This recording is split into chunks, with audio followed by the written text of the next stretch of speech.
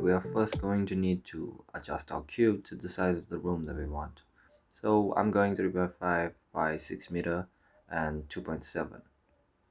Ignore the first 6 meter, that was just a mistake.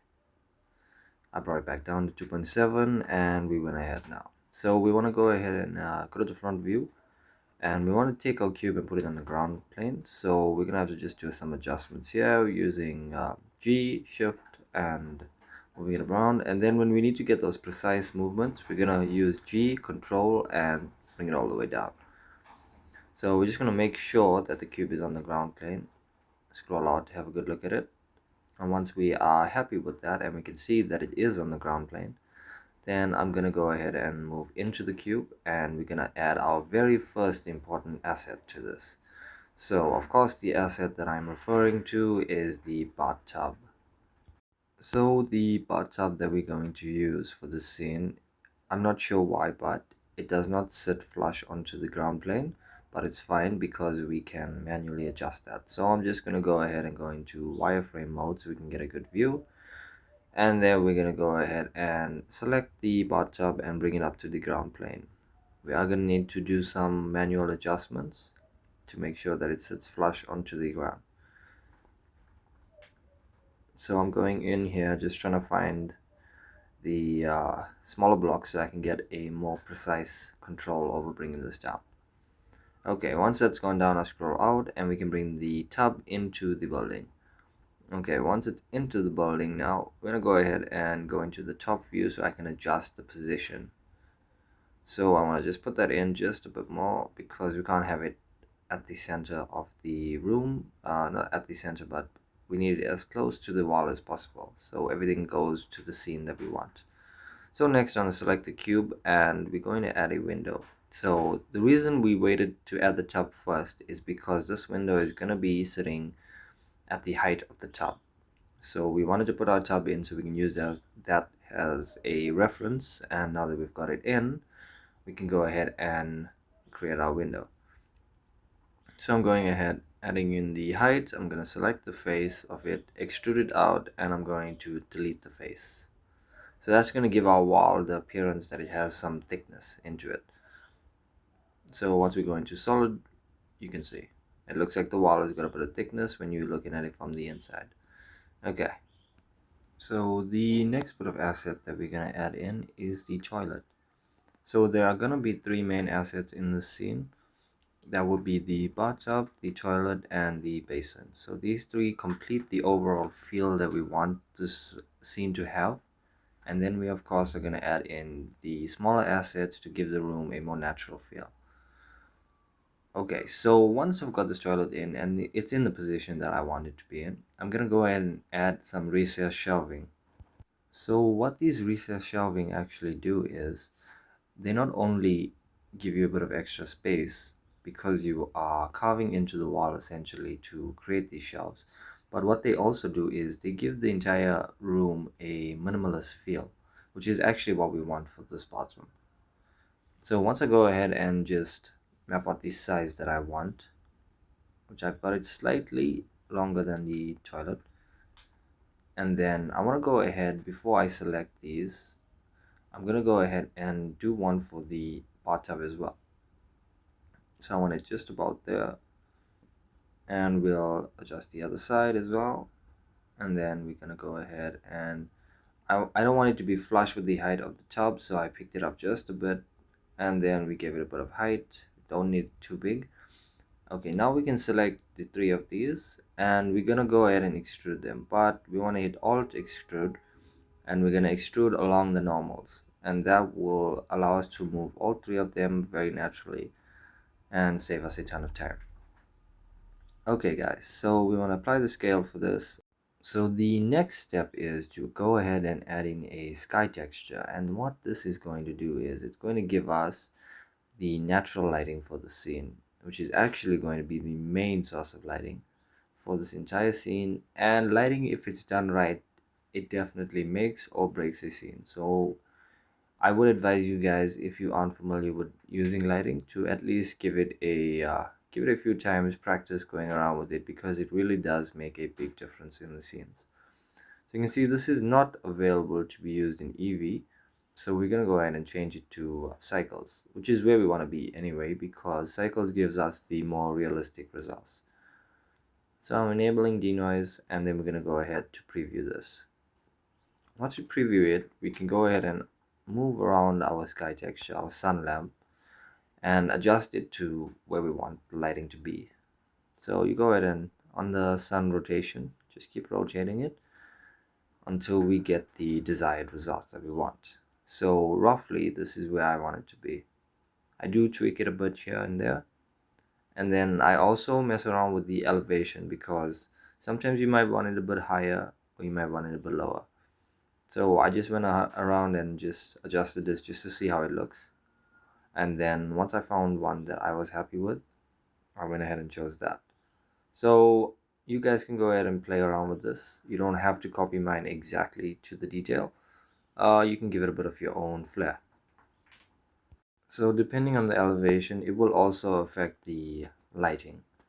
So you guys can go ahead and play around with what you guys want for your scene. And then what I'm gonna go ahead and do next is, the mixer that comes with the tub isn't very realistic, so I want to go ahead and hide it at the back of the tub, so that when we are doing the scene, that we just get the sunlight shifted on it and it makes it look a bit realistic then. So we don't want to get a full view of it, because if it's not in direct sunlight, then it definitely, you can notice that it does not go well with the scene. So that's the reason I've adjusted this. So the next bit of thing that we're going to do is we're going to go ahead and add in the basin that I was talking about. So I went ahead and searched up for a basin, and I scrolled down till I found the one that I figured out would work best with the scene. So here it is. Went ahead and put that in, and we needed a mirror after that, of course, because any bathroom needs a mirror to complete the look. And scrolling down for quite a while, I came across this guy. So that works in good. I adjusted it accordingly and found that that works perfect.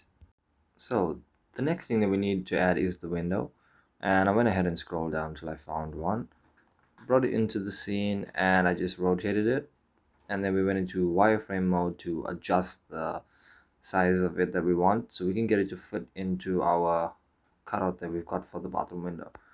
So I went ahead and tweaked the size till it came to a size that I wanted it to be, and once I was happy with that, I'm going to add in a material now for the floor.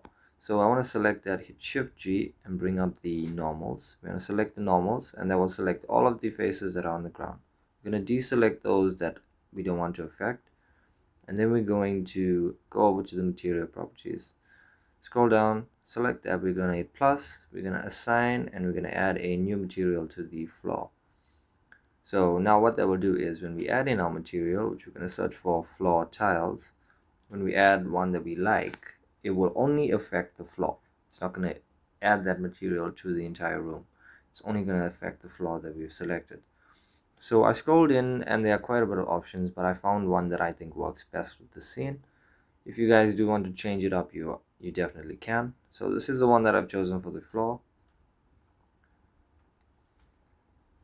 And then I went ahead, scrolled up just a bit more, also still under floor tiles, and I found something else that pairs well with this. So as I'm scrolling down, you guys can just see there's it right there. Alright, so I found that these two work best together in my opinion, and they really give the scene a really good look, especially once you've done a few renders in it, then it definitely works well. So what I needed to do next was go ahead and add in a camera to the scene. So adding in the camera definitely helps you get things into perspective, especially with the angle that you're going to be rendering with. So I did some adjustments here and there, and just to get something that I thought would work well together. So after adjusting it, and then when I played with the focal length, I actually noticed that I didn't actually adjust the window to the proper height. So I had to go back in wireframe mode and adjust that. So once I had done that, and I came out and I had a look, everything looked good. And then I decided, okay, the next thing that we're going to need to do is adding the blinds for the window. So the blinds, the one that works well is this, but they come in a set of 3. So yeah, I had to go ahead and decide which one I would use. So I ended up using the one at the extreme left. I adjusted that to the size of the window, and I selected the other two and deleted them. So I had to go into wireframe mode again to delete the strings, as I couldn't select them, they were in the wall. So once I selected those, I deleted those, and then that was pretty much the majority of the scene done. So now I had to go ahead and add in the smaller assets to just make this entire scene feel lived in, and this is basically just a time lapse of that.